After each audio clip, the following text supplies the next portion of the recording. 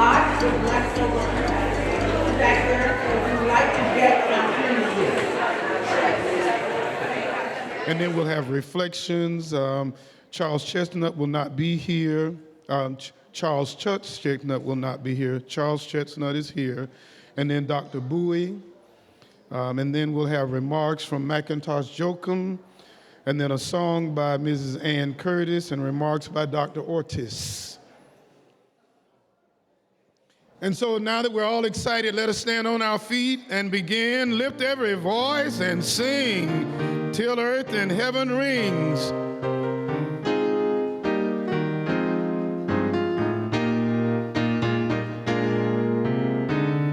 The words on the back of the program, if they're not in your heart. Lift every voice till earth and heaven.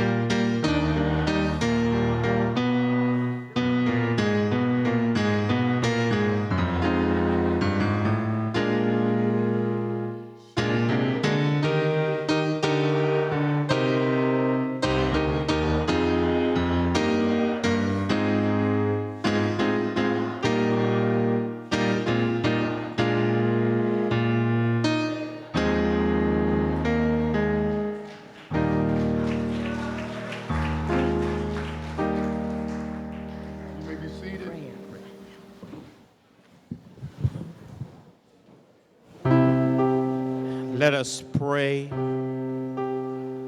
Eternal and everlasting Father, Lord, we thank you. Thank you for our lying down on last night and our rising up this morning. We thank you. Thank you for the founders of this organization, God. We thank you. That the purpose that we're striving to allow everyone to be treated equally, God, we thank you. Lord, if we've never need you, we need your hand in an organization like this. That all hearts and all minds shall think equally. and that, God, we may ever strive to try to be partners in this world. So, God, we lift you up, we magnify you, and we glorify your name. We ask that you continue to keep us united, continue to keep us together, continue to allow us to love one another. We ask this in Jesus' name today, and every heart say amen.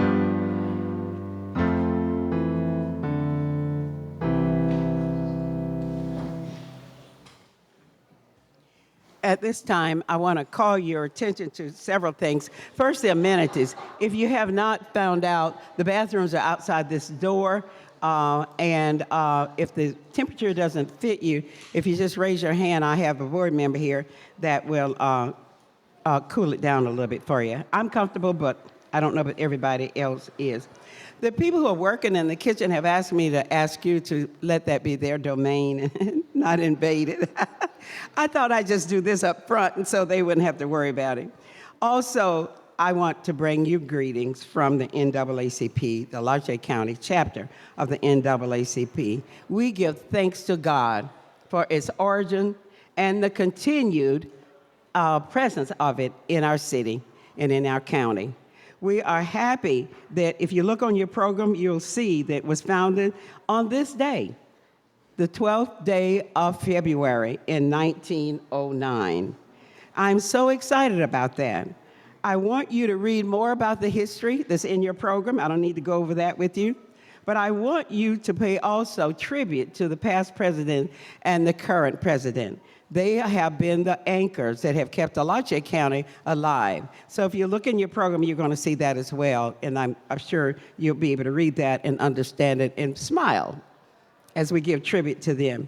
And certainly a big tribute to our current president, who works endless. Her work is endless. She's everywhere doing everything. But she keeps Alachua County and NAACP at the forefront of in the places we need to be. So I welcome you here on behalf of the Alachua County chapter NAACP. Right now, though, I also want to give you another welcome from the Cotton Club Museum and Cultural Center, Inc. You are here in this building that is only here because of a labor of love. This is a collaboration, this building. A lot of people have helped to make it so. I call your attention to the exhibit on the wall because it's brand new, and every single piece has been done by somebody in Gainesville, Florida. We haven't been able to get the information up yet.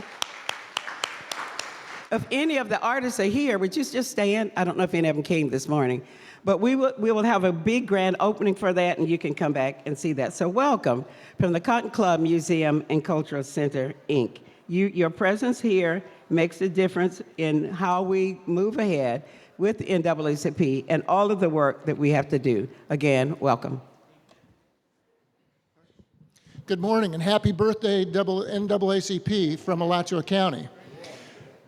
I'm Robert Hutchinson, the chair, and I'm here to tell you that Chuck is fine. He may come walking in the door any minute. I think he's checking out of the hospital today. He had a little bit of a scary episode, so that's good. And he was in good hands. The group that gathered around him was, I think he probably never had more elected officials hovering around than that moment. Alachua County is engaged in a truth and reconciliation process, and probably one of the most important meetings about that is coming up this Monday, February the 17th.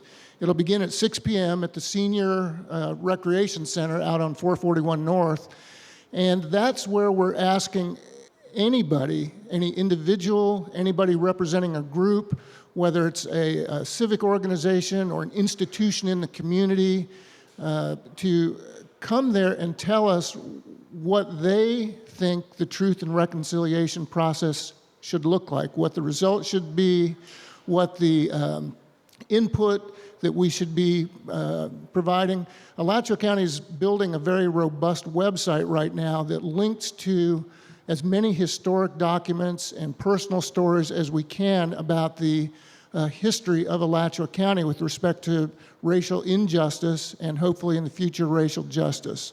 So we encourage everybody to contribute to that as well. You may have records, you may have archives, you may have stories. we want to make sure that the truth part of Truth and Reconciliation is as accurate as possible, and we can only do that with your participation. With that, I'll just say that this is my last year of being a county commissioner, and one of the truly wonderful things about it has been the involvement of the African American community in the governance of Alachua County. We've seen a tremendous increase in involvement and participation, and we're very proud of many of the things that Alachua County is doing now. So I hope you will continue to stay involved, and I hope to see you on Monday, February 17th at the Senior Rec Center. And thank you all very much.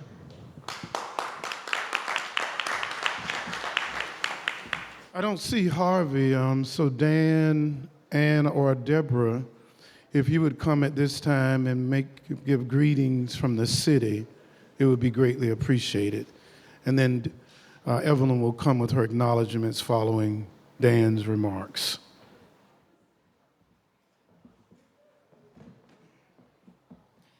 Thank you and welcome. I'm Dan Hoffman, the Assistant City Manager. Also joined here today, Deborah Bowie, one of my other Assistant City Managers. We also have two City Commissioners in the room that I am aware of. I know Gail Johnson is in the back. Wave, Gail. And I also saw Commissioner Helen Warren somewhere in the room, right over there. Oh, Commissioner Ariel, there he is as well. If I missed anybody, I apologize.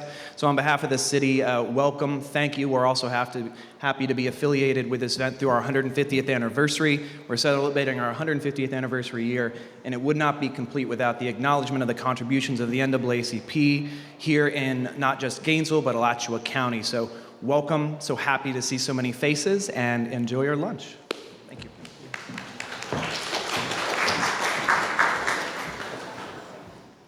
God of our weary years, God of our silent tears, Thou who hast brought us thus far on the way. Good afternoon to all of you, and we're so delighted to see so many wonderful faces. I would like to first acknowledge my pastor, Dr. Marie Herring. She keeps me prayed up. To our wonderful MC, Dr. Carl Smith, to the elected officials and all of you, God's children. I just wanted to thank you all for coming. We have not had a Founders Day for the NAACP in Alachua County, not to my knowledge. So I have to ask people like Charles Chestnut and Rodney Long and other people who've been here for so many years. We were delighted to be included with the city when Dan called me last year and asked, could the NAACP do something with the city 150th anniversary.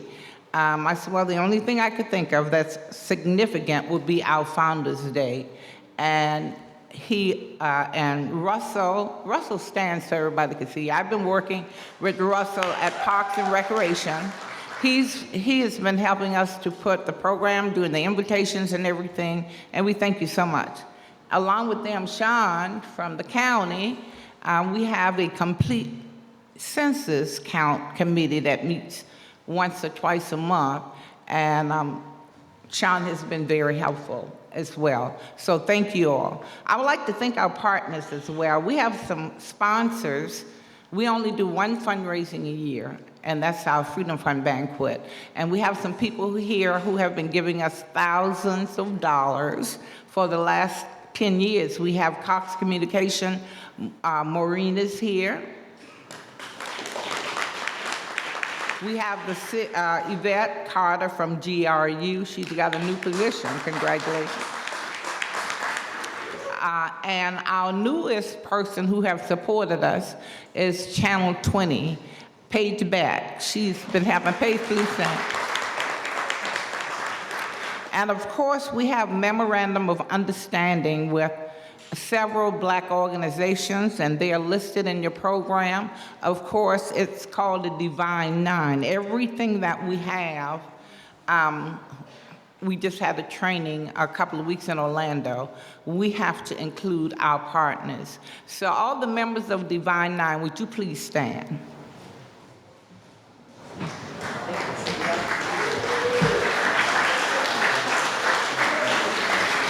Thank you. Thank you.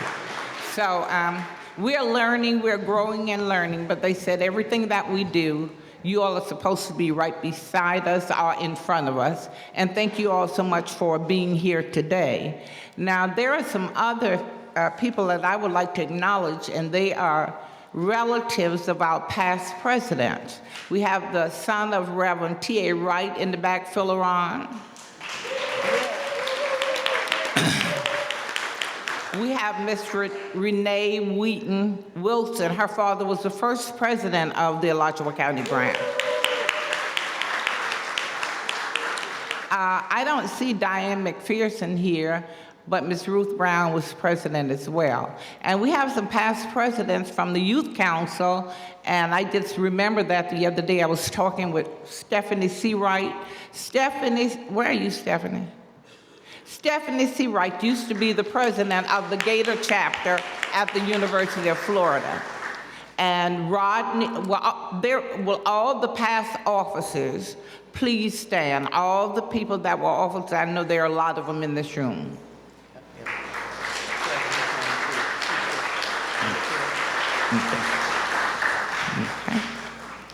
Okay, that is about all, but we would like to just thank you, and our theme today, I think, is so befitting, Conscience of a Nation. I want all of you, when you get time, to go back and read the speech that Dr. King wrote about conscience of a nation.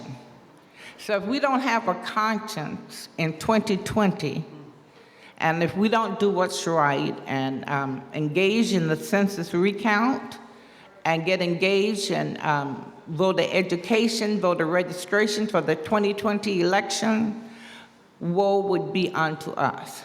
So thank you, and I would be remiss if I did not acknowledge Dr. Lee. Where are you, Dr. Lee?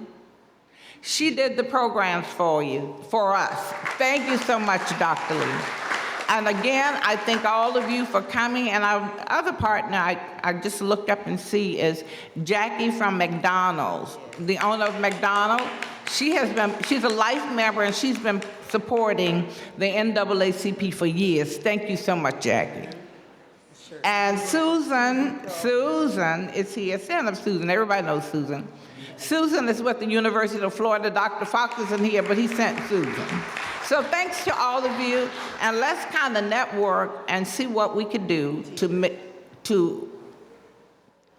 this a better community. Now, the Census Bureau, Ms. Fowler just reminded us, gave us T-shirts for everyone. So we decided to do like they did for Kobe Bryant. So everyone is going home with a T-shirt today. The city has provided us with their 150th anniversary pin, and Wayne and Linda Fields with Coca-Cola has provided us with all the water and drinks. Can I see this well? Okay, and Wayne told me there's a new drink that Coca-Cola has just bought the rights to from Kobe Bryant. And it is very, very delicious, and it's healthy. So we hope we have enough where we could go around. And we do have calendars from the museum in Alabama. And Dr. Reverend Fenoy provided us with some calendars. So if you would like to have one, just see Mr. Harris on your way out, and we'll give you one of those calendars. They are really, really awesome. Thank you so much. Let's give Ms. Fox a hand. The work of the census is extremely important, and we all must understand the importance of making our voice count. And so we have now Mr. Sean McClendon, who will come with remarks regarding the 2020 census recount.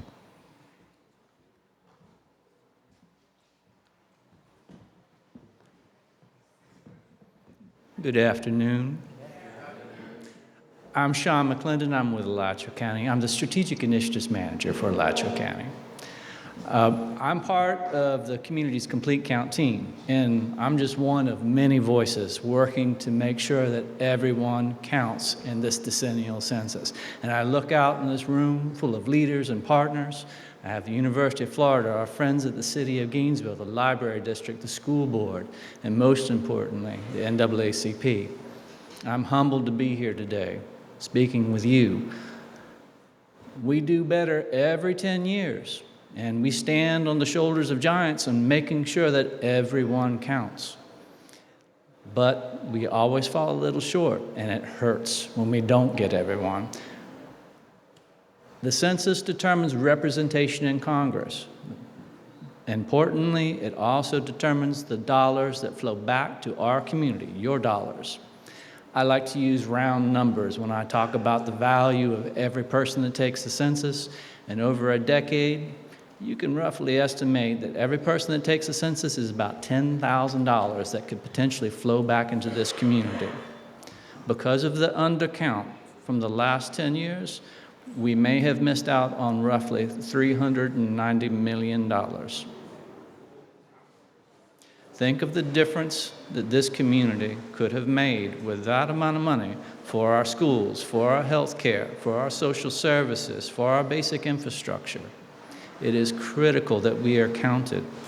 If we think about development and redevelopment in our communities that need it most, if those numbers aren't there, if those rooftops aren't counted, if every person isn't counted, then those businesses can't make decisions to locate jobs, to locate and open new businesses. Every person must count. And I'm counting on you to spread the word and make sure that on April 1st, 2020, everyone is counted. Thank you so much for your attention. God bless. Thank you. And so we believe that those who forget the past are doomed to repeat it. And if you repeat the past, you stay in the past. And so we have some historians that have been a part of this great organization that we'd like to hear from today, beginning with the former youth president of the NAACP many years ago. Let us hear now from Charles Chestnut.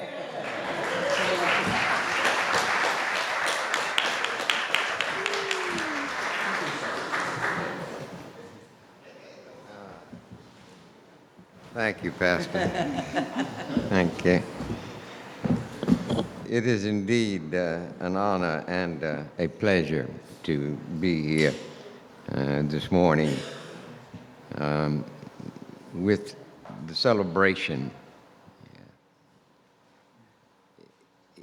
It has to start with me way back before 1963, but I left Bethune-Cookman College and went to Philadelphia to attend mortuary science school. And in so doing, I got invited to lunch and went to the first integrated restaurant in, I won't say this country, but for the South, it was this country. In doing that, I came back to Gainesville, and in so doing, it just taught me so much in terms of the difference between Gainesville, Florida, and the rest of this country, and particularly these United States. It wasn't that many at that time. But anyway, in doing that, Braggie Rice and Roger Richmond, we somehow got together, the three of us, and Roger was from Virginia, and he had a little experience in that. That's the first time that I had seen it in Philadelphia. Anyway, we started a kind of an independent kind of thing, and that was to desegregate Gainesville. And in doing that, we started, the three of us started going downtown and going to the stores, and particularly the drugstores downtown. We went in to get service, couldn't get service. Next thing we knew, when we went to other drugstores, we couldn't get service. They wouldn't even sell us a drink, less known anything else. And as a result of that, we went back and started over again, and they had taken the stools off of the lunch counter. And we just said, okay, that is way too much now. I can't even go to the counter and even get a drink. I figured that, they might have broken down a little bit. They would serve us a drink, but that was a part that did not occur. And that began that. And then in 1963, the president of the NAACP went to work and developed the NAACP Youth Council. And we were somehow recognized at that particular point in time nationally. We're recognized at that particular time as being a part of the Youth Council for the NAACP. We would like to bless this organization and the president and the past presidents of this organization for having somehow had the intestinal fortitude to develop the NAACP, and the progress that we have made that has gone from that point on to now will continue to support this United States of America, and in particularly Alachua County. So we hope that the Youth Council will continue to strive to make things a whole lot better. Now, I'll have to admit that Alachua County is probably one of the best counties in this nation of America. And I thank the citizens of Alachua County for having given the things that they have given and having accepted the integration of this community. And as we continue to live, let us believe and trust in the life that we live here in Alachua County. I thank the Youth Council, and I thank the honors and the president and those of the Youth Council for their work and for your efforts in continuing to suppress and surprise us in Alachua County. Thank you.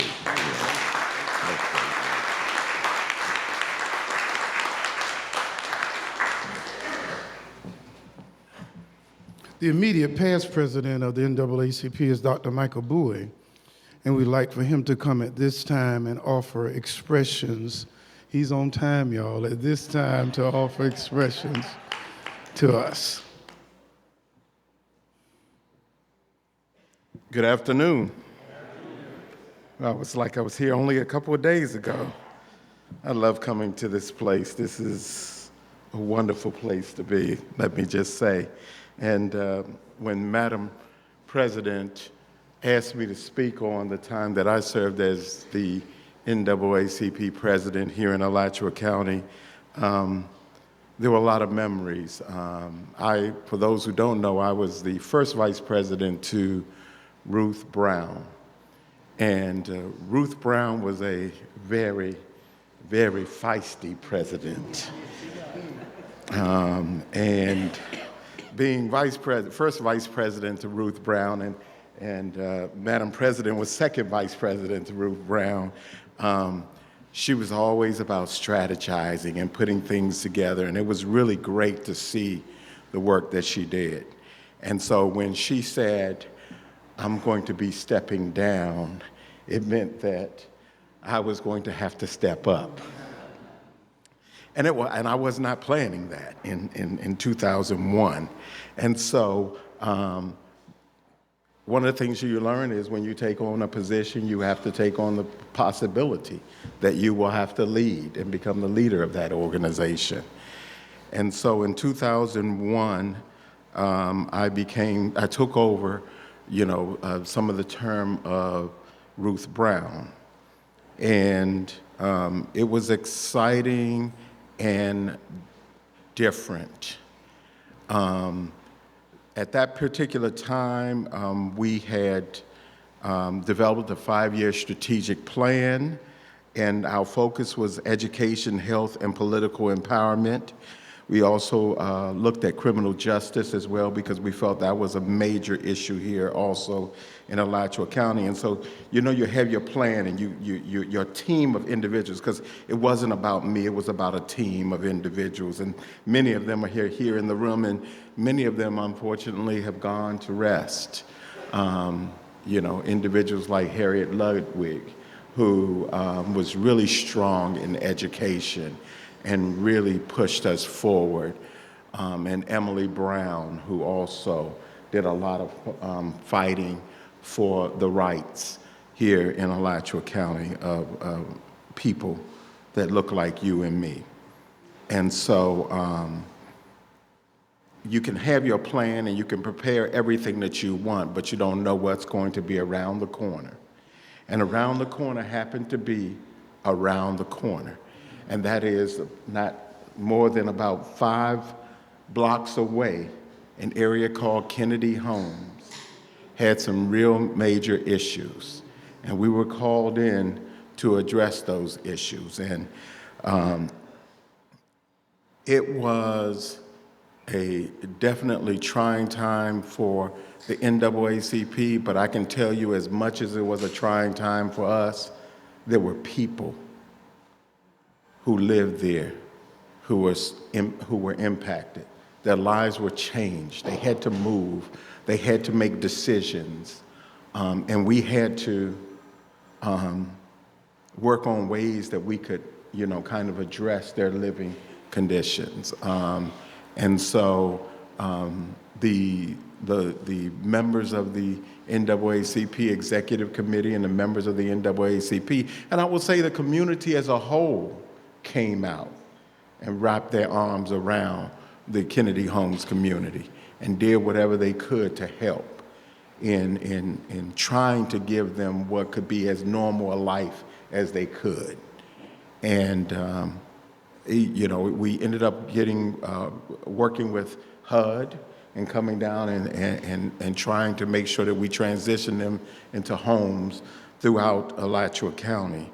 And it took a while. And I see some of those individuals on a regular basis, even today. And it's a good thing, I can tell you that. In addition to that, one of the big issues was education. Education has always been an issue, and education is still an issue today. And I don't know what we can do about education. Well, I know what we can do about education. But it seems to me that education has to be something where everybody is serious about it. And it's not about black, but it's about black, brown, white, yellow, you name it, coming together to make sure that education is equal for everyone here in Alachua County. And so at the national level, they created what they called a call to action in education. And so locally, we did a call to action in education and brought the late Dr. Asa Hilliard here to speak. And that was held at Mount Carmel Baptist Church, and it was an NAACP conference on race in education. And we had programs and speakers and panelists. I even got a copy of that program, so I'll pass that over to you Madam President, and we talked about parent empowerment, parent involvement, school to prison pipeline, infusion of African American history, school readiness, and so those were some of the things that we talked about at that particular event. But then from there was a variety of different workshops, especially focusing on the infusion of African American history and on the school to prison pipeline, because those were some very serious issues that were in the community. We also went out and looked at students who were listed in special ed, and we had school psychologists actually go over and review them and retest them, and we discovered that several of them, in fact, there was approximately 10 to 12 of them, were actually not diagnosed properly. And so they may have had hearing issues or something like that, but instead they were diagnosed with some kind of special education, some disability besides that. And so some education disability besides that. And so we were able to get those kids the help that they truly needed, as opposed to the help that was being provided to them at that particular time. So that's, those issues are still going on today. It was as recent as yesterday that I heard that we have classrooms where kids are in a classroom without a certified teacher and are taking virtual school classes in a classroom.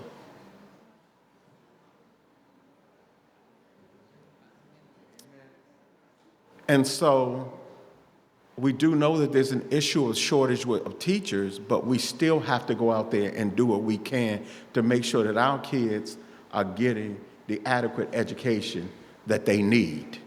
Because if a child is taking a class in science and they're taking that on virtual school, and they're taking it through Florida Virtual School, and don't get me wrong, I don't have a problem with Florida Virtual School, but they're less likely to become a scientist, a nurse, or a doctor if they don't have that engaged activity that's associated with science, that research lab, those research labs and those other opportunities. And so those are some of the things that we addressed during that period of time when I served as president. For political action, we went out there, and when candidates ran for office, we went out and we surveyed them. And then we listed their answers on the survey, and we made sure that that was put out there to the community so that the community could see how they responded to questions. We didn't tell people how to vote. We just made sure we provided them with the information on how people felt about different questions that were very, very important to the NAACP and to the community. We had a religious emphasis day. We, of course, established ACSO, which, for those who don't know, is the African American Cultural Science Olympics.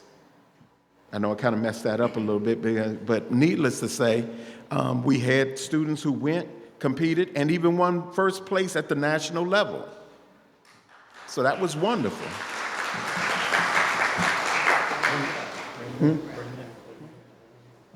Yeah, I'm being told to wrap it up, and I will.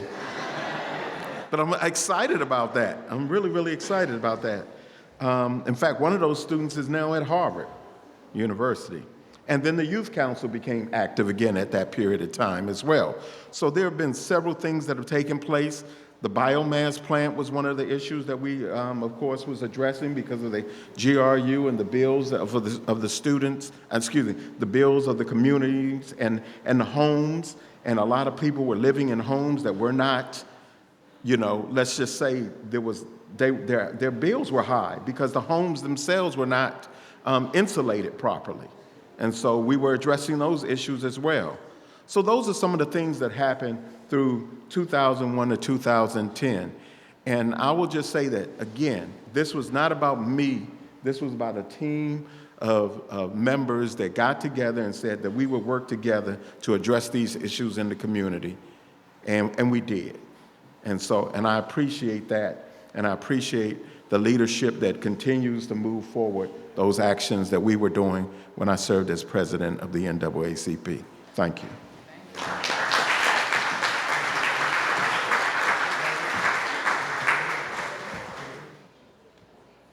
Good evening, everyone. Well, good afternoon. My name is Macintosh Joachim, and I am the president for the Gator chapter of the NAACP. Well, they wanted me to tell, there are empty seats at the front, so everyone please move forward. But the Gator chapter was established at the University of Florida in 1978. For those of you who don't know, the 1970s was an interesting time for Black students at University of Florida. So the Gator chapter was needed. It is still needed today. Let's go down history. In 2010, in 2012, the Gator chapter was the only org that demanded action to be taken against students who were doing blackface at the University of Florida.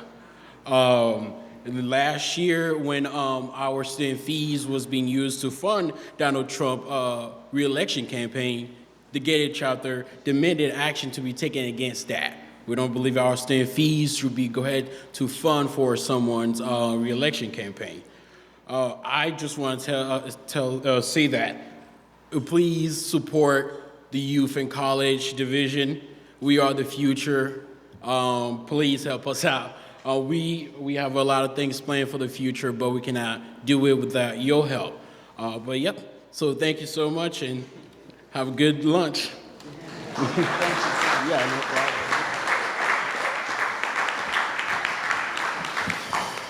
Mrs. Curtis, will you come forward now, please? Mrs. Annie Pearl Curtis. Annie P. for Annie Pearl Curtis.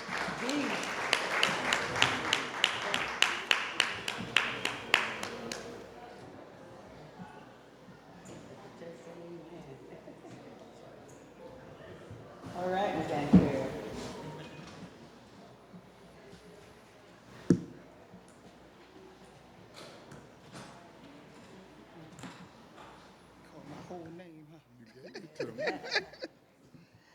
Amen, amen. Better take this peppermint out.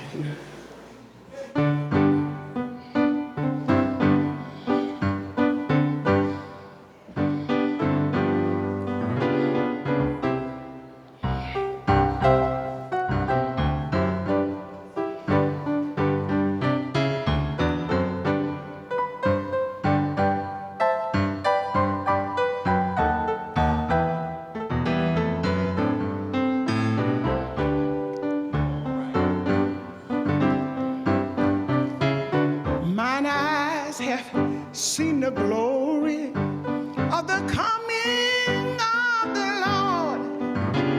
He's trampling out benches where the grapes of wrath are stored. He has loosed his faithful lightning by his terrible swift sword.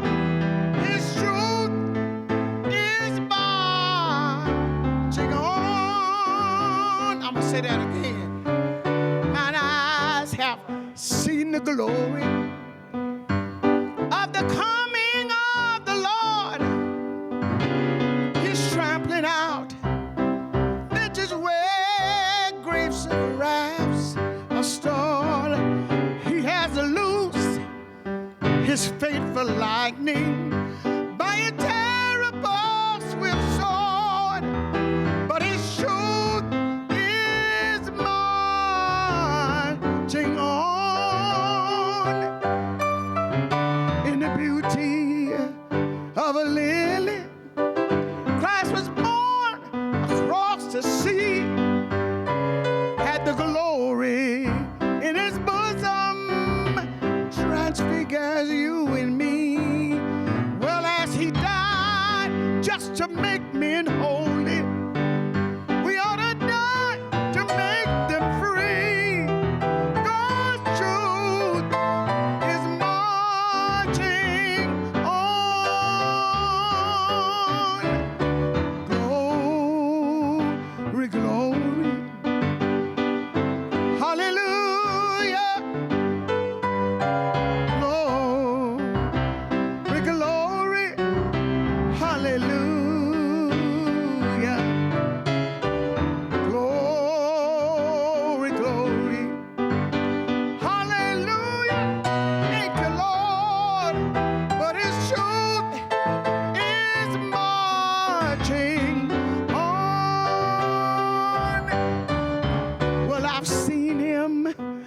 a watchfire of 100 circling camps.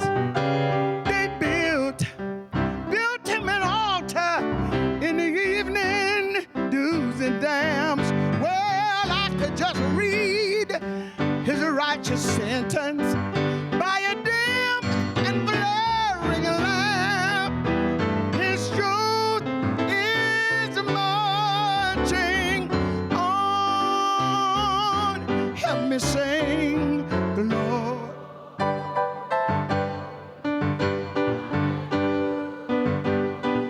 Give him the highest praise. If it had not been for Jesus, glory, hallelujah. His truth is marching on. Say it again, glory. Oh, glory. Hallelujah. Oh, glory. Hallelujah. Glory, glory. Hallelujah. His truth is marching on. Yeah. Oh, yes. Oh, sister, yes. Oh, yes, yes, yes.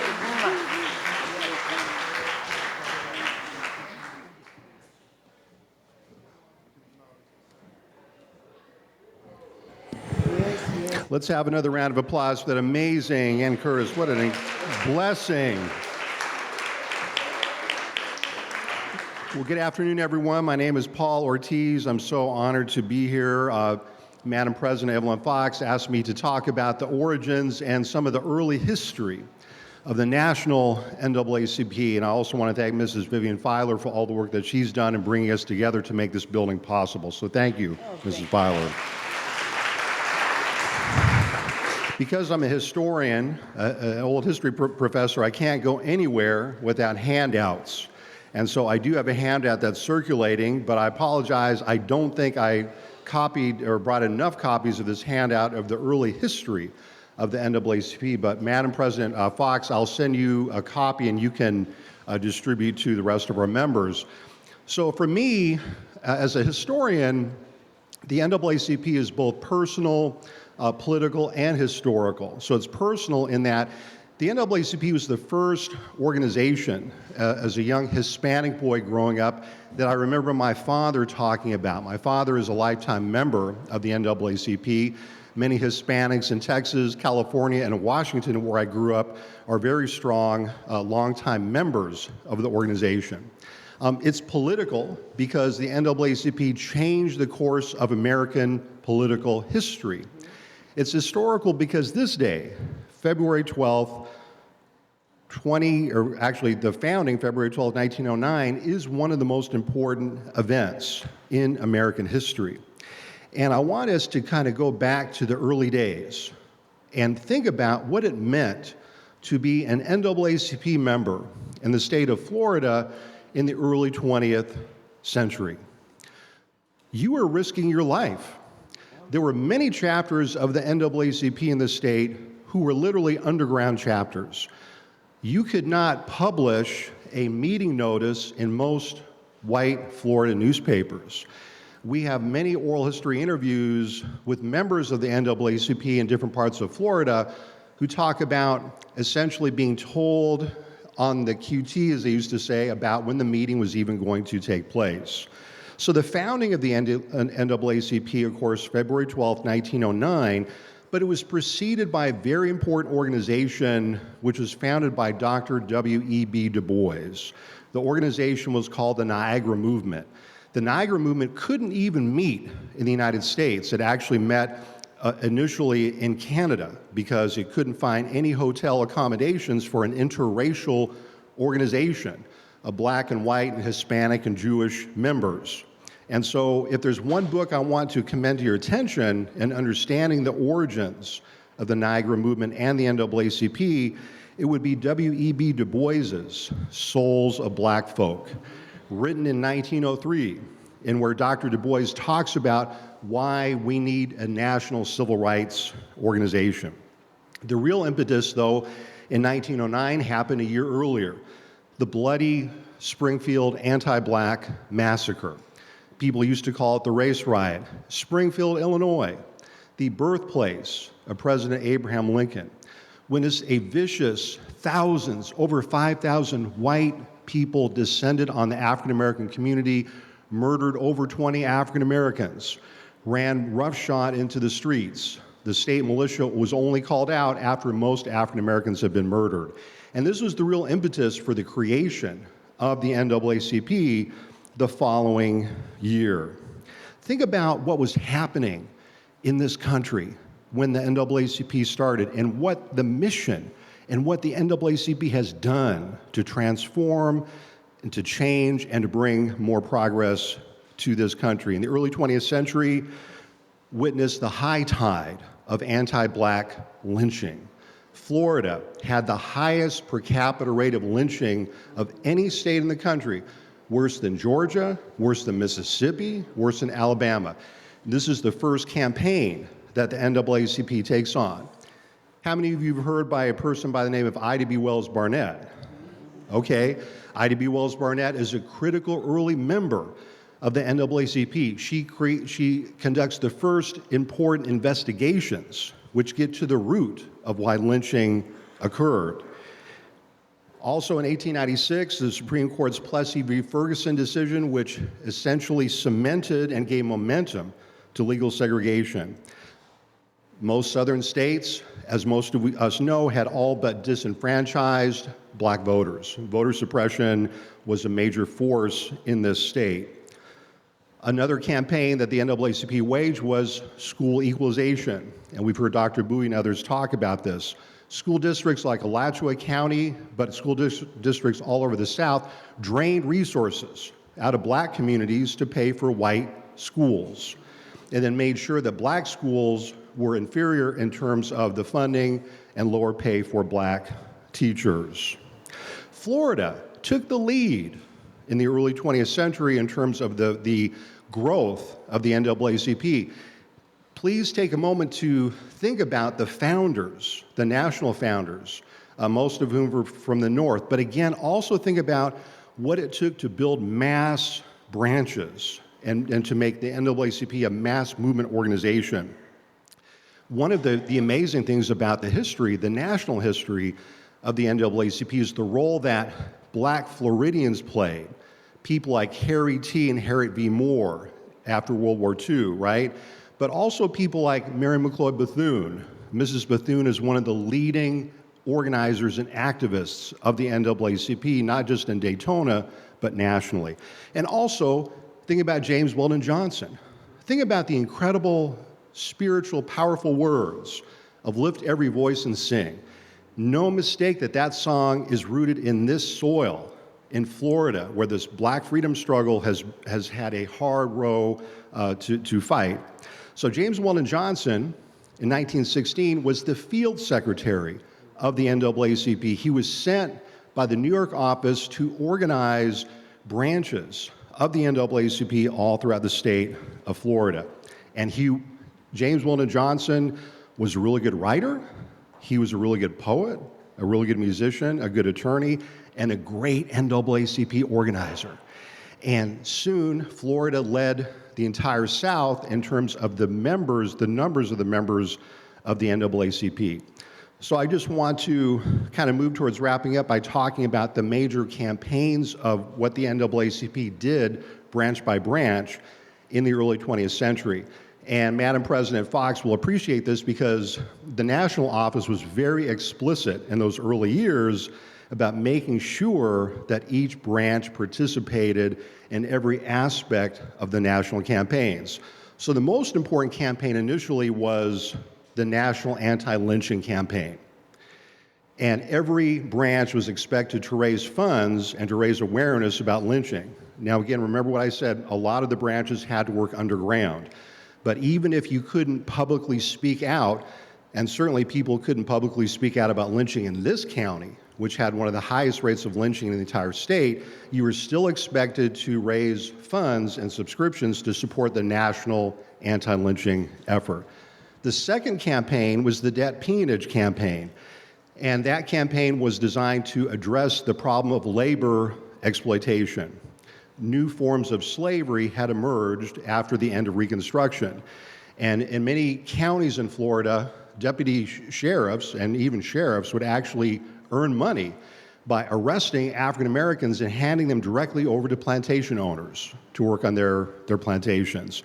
So the NAACP was heavily involved in trying to fight these forms of modern day slavery. Number 3, teacher equalization salary campaigns to make sure that black teachers, or to try to ensure that black teachers were paid the same as their white counterparts, and to try to equalize the educational resources between white and black schools. Number 4, especially in the New Deal era, encourage black union membership and union organization. All of the NAACP leaders are really promoting labor unions, especially in the 1930s. Number 5, and this is one that we often forget, but it's very important in thinking about the founding of the NAACP. And again, James Weldon Johnson leads the way. Think about his career. He had been a distinguished diplomat in several Latin American countries. He was fluent in Spanish.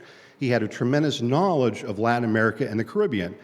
In 1915, the United States waged a brutal military occupation in Haiti, and this caused a tremendous outcry among African Americans and white liberals all throughout the country. And James Weldon Johnson went to Haiti as part of an official NAACP investigation to get to the bottom of what the United States was doing in Haiti. And so in 1920, the NAACP published a very important study of this brutal military occupation where U.S. troops had engaged in the killing and the murder of over 4,000 Haitians.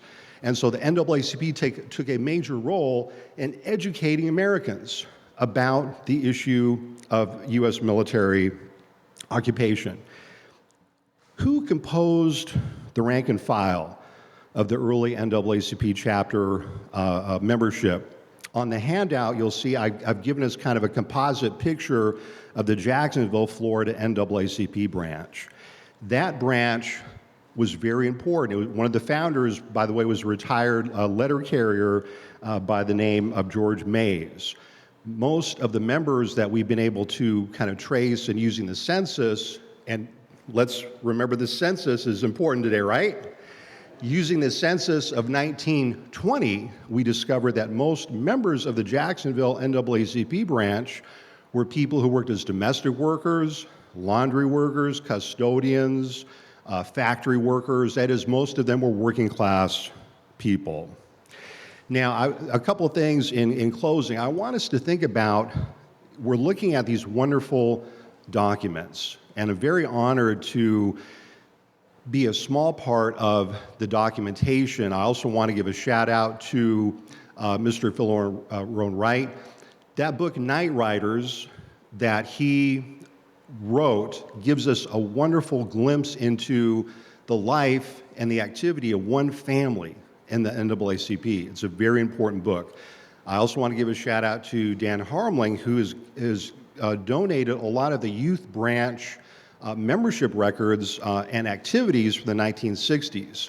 Some of that material you see on in back of me. Next week, we're going to take the opportunity at the University of Florida to also highlight African American history.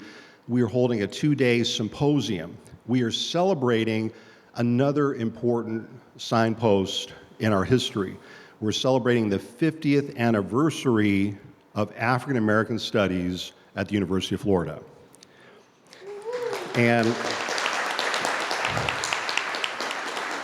I want to take this opportunity to invite each and every person here to that two-day celebration. The first day is a symposium which will start at 8 a.m. at George Smathers Library East. We will start it right with free food and singing. We're going to sing our great Negro national anthem, our Florida song, Lift Every Voice and Sing.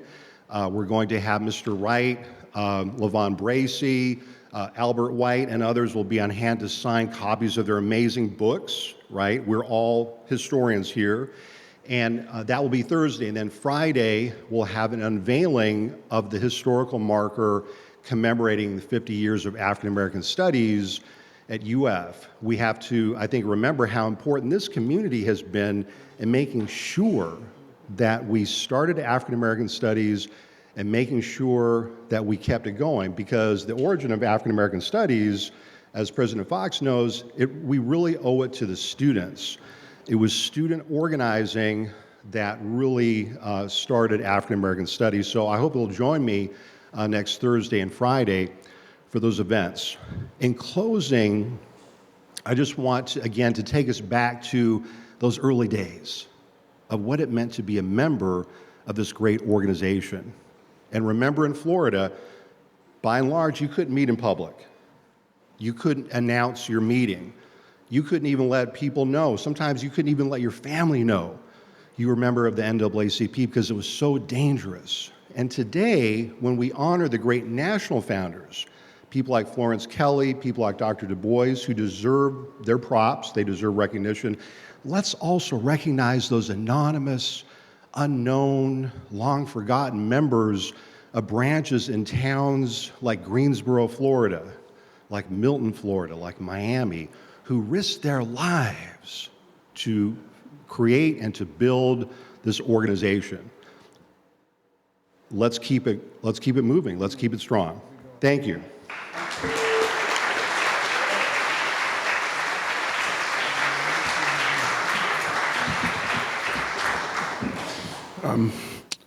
Let us never forget history, and let us always be a part of making history by making our communities safer and better and places that all people will want to be a part of. One of the more difficult jobs in any organization is being the leader of an organization that's loved by some and hated by many. I'm gonna say that again. One of the most difficult jobs is being a president of an organization that challenges people to do the right things all the time, not just on special occasions, not just during Black History Month. Y'all don't know when to shout.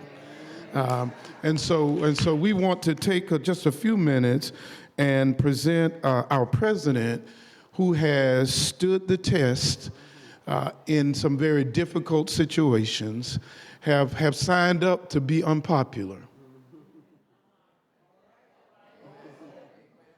Have signed up to be unpopular with Black folk and white folk. Maybe y'all will get it now, amen. But understand that we are better together. And if we can join hands together and embrace our similarities and appreciate our differences, but remember that there's generations to come. Our children and our grandchildren will benefit from what we do today, and stand tall and say, I'm willing to put up my dukes and put up the good fight. That person is our president, Sister Evelyn Fox. She will come at this time. Give her a rousing applause for her courage and for her commitment.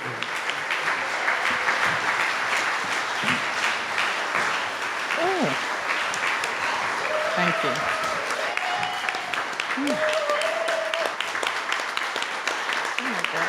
Thank you.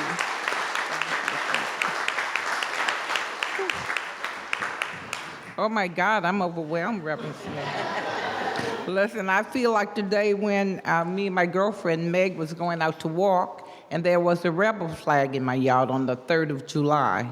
And I felt like crying, but I didn't, but I was really filled. But you all pray for me and the NAACP. And we need all of you to join us in our program. We have a membership application. We would love it so much if every person that's not a member, if your membership has expired, please join. Please come to meetings the first Monday in every month at Santa Fe downtown.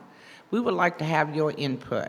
And to our partners, your president, national presidents, has called to action the NAACP to include you all in everything that we do.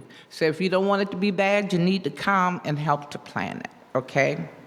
A few things I didn't, I would like to acknowledge Commissioner Harvey Ward. He was on the program. He said, Evelyn, I didn't know I was supposed to be.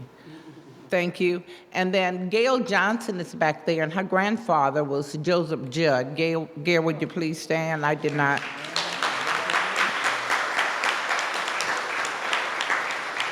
I would like to acknowledge all our executive board members. If all our e-board members please stand. NAACP. I did not acknowledge Ms. Shanta Wright, and she is the youth council leader for our branch. Shanta is our youth council. So if you have young people, please encourage them to come to meeting, today, Wednesday evening at 6 o'clock, and we are now at Wilhelmina Johnson Center.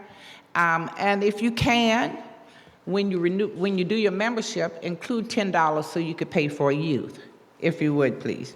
Now, there are 2 envelopes in your program that we really need help with. The first one is the NAACP J.C. Rawls Scholarship. We have been giving $4,000 a year. This year, we came a little short on raising the entire $4,000. And Ms. Rawls made sure she was here yesterday to help us to get everything. So if you can, please give a donation to the NAACP Scholarship Fund. We give $4,000 a year. And of course, the Cotton Club Museum. Isn't this building beautiful? Well, we still have a lot of work to do. I guess you noticed that the acoustics is very bad in here. And thanks to Commissioner Hutchinson for coming to set up the sound. But every time we have an event here, we have to hire someone outside, which costs a lot of money, to make sure the sound is as good as it is today. And we need curtains for the beautiful stage so we could do some productions in here. And we encourage you to come back when we have different shows. We just took down, Dr. Nunn just took down one yesterday and Sunday. And this is a new, what do you call it? Exhibit. This is a new exhibit. So we've had about 3 or 4 since we've been open, but we have a lot of work to do. And if you would give a contribution in this envelope that Yvette Carter put together, she's on our advisory committee. If you would, please consider giving a small donation to both of these. Let me see. Okay, and I saw our former mayor, Pugh Hall, came in. Thank you for coming. I think this is Pugh's first time in our building this fall. Okay, I think that's about all that I have to talk about. I would like to thank the committee that came out yesterday, Sean, and all the NAACPers that came out and helped us to put everything together. Now, the T-shirts on the chairs belong to you. You just got to look at the right size. We didn't know what size everybody was going to be. You may need a smaller size. You may need a larger size. And I think we go up to 2Xs. Okay, we go up to 2Xs. So just kind of exchange them with somebody else. And if you would like one of the calendars, as you leave, please see Mr. Harris.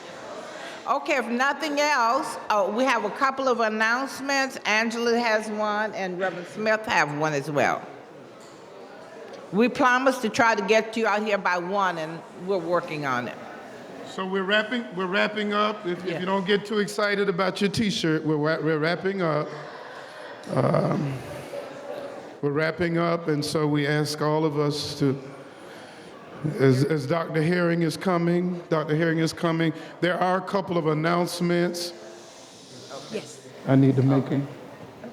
Would you introduce the star from In Living Color and the Cosby Show? Here's the Cosby Show. I suppose I'm speaking. Hi, I'm Dr. Takia Crystal Kima. I'm a performer, writer, director, producer. I'm in the wonderful and warmly welcoming, astoundingly welcoming town of Gainesville to direct G's Ben, a wonderful historic play at the Star Center Theater. We open on Friday. I'm a proud member of the Beverly Hills, Los Angeles branch of the NAACP, where I primarily work with AXO, so that was me that led the applause on that.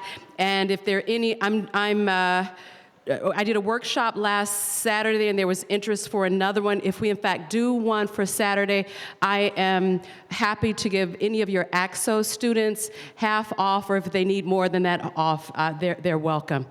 Our AXO chair is right back there. Stephen Butler is our AXO. So thank you for everyone has been so gracious, from the Deltas and the AKs and Divine Nine, everybody that's running for office. I'm honored to, and I'm so in love with this woman and this place. But thank you for welcoming me. It is my pleasure. I'll be here till, through the opening weekend of the show. Thank you for having me. Thank you very much.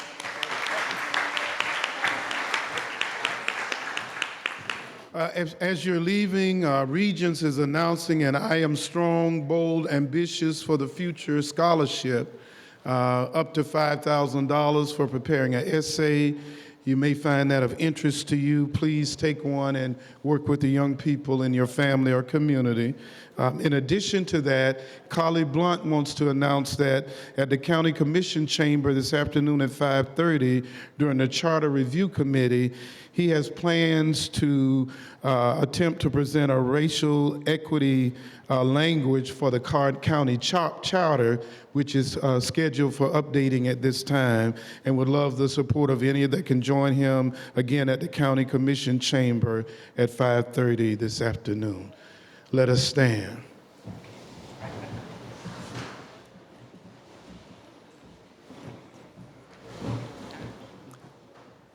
Let us bow our heads. Father, you've allowed the NAACP to be the conscience of our nation, and we're here to celebrate the founding of an organization 111 years, who is the voice of the voiceless. Thank you, Father, for allowing this collaboration of our city, the NAACP, and the Census Recount Committee to come together in a unified effort to speak with one voice. Thank you for covering President Fox and all chapter presidents as they fight on the front lines of justice.